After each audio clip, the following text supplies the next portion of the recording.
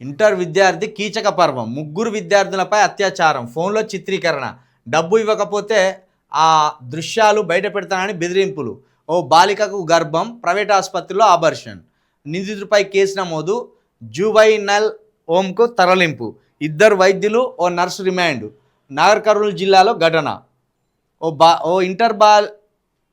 Inter విద్యార్థి తనతో పాటు చదువుతున్న ముగ్గురు బాలికలపై అత్యాచారానికి పాల్పడ్డాడు. ఆ దృశ్యాలను మొబైల్ ఫోన్తో చిత్రీకరించి వాటి ఆధారంగా వారిని బ్లాక్మెయిల్ చేశాడు. బాధిత బాలికల్లో ఒకరు గర్భం దాల్చగా ఆసుపత్రికి తీసుకెళ్లి ఆపరేషన్ చేయించాడు. నాగర్ కర్నూలు జిల్లాలో ఈ ఘటన వెలుగు చూసింది. నిందితుడు కొల్లాపూర్ మండలంలోని ఓ గ్రామానికి చెందిన విద్యార్థి. అతడు నాగర్ కర్నూలులో ఇంటర్ మొదటి సంవత్సరం చదువుతున్నాడు. పెద్ద కొత్తపల్లి, నాగర్ కర్నూలు వనపర్తికి చెందిన ముగ్గురు బాలికలను ప్రేమ పేరుతో లోబర్చుకున్నాడు. ఆ దృశ్యాలను చిత్రీకరించి బ్లాక్మెయిల్కు పాల్పడుతున్నాడు. తనకు డబ్బు ఇవ్వాలని, లేదంటే ఆ దృశ్యాలను సోషల్ మీడియాలో పోస్ట్ చేస్తానని, వారి తల్లిదండ్రులకు కూడా పంపిస్తానని బాధితులను బెదిరించాడు. ఆ విద్యార్థి ఆగడాలను భరించలేక బాధితుల్లో విద్యార్థిని తల్లిదండ్రులకు, బంధువులకు చెప్పుకొని ఏడ్చింది.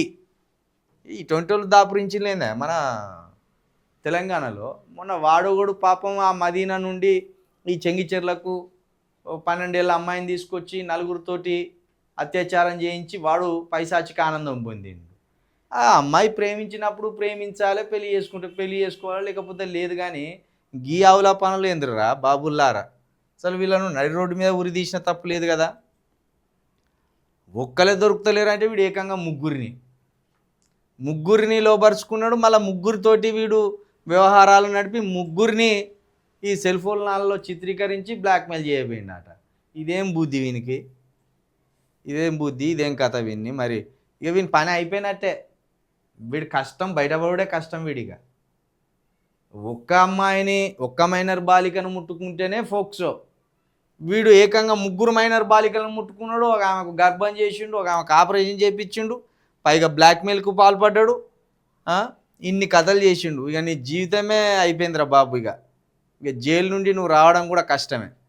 ఈ పోరగాళ్ళను, ఈ ఇంటర్ పోరగాళ్ళను, 10th పోరగాళ్ళను, ఈ డిగ్రీలో పోరగాళ్ళను జర తల్లిదండ్రులు మీ కొడుకులు ఏం చేస్తానో, మీ కూతుళ్ళు ఏం చేస్తానో ఎప్పటికప్పుడు కొంత వాళ్ళను పరిశీలించండి, వాళ్ళని గమనించండి.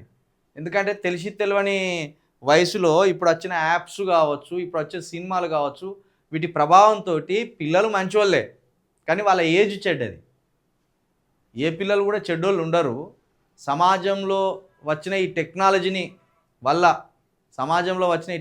వల్ల పిల్లల ఆలోచనలు మారిపోతాయి. వాళ్ళ శరీరంలో వచ్చే మార్పుల వల్ల, వాళ్ళు చూసే ఈ సమాజం వల్ల, వాళ్ళు వాడుతున్న యాప్స్ వల్ల వాళ్ళ ఆలోచనలు మారిపోతాయి. పిల్లలు మంచోళ్ళే కానీ వాళ్ళ ఏజ్ చెడ్డది, వాళ్ళు వాడే టెక్నాలజీ చెడ్డది. ఆ చెడు టెక్నాలజీ వల్ల, ఆ చెడు ఏజ్ వల్ల మంచోళ్ళైన పిల్లలు ఇట్లా ఆగమైపోతుంటారు. కాబట్టి వాళ్ళని ఎప్పటికప్పుడు గమనిస్తూ వాళ్ళను కొంత సక్రమమైన దారిలో పెట్టే ప్రయత్నం చేయాలి. లేకపోతే పిల్లలను ఆగం చేసుకున్న వాళ్ళం అవుతాం మనం. వ్యక్తిత్వ వికాస క్లాసులు పెడితే బాగుంటుంది.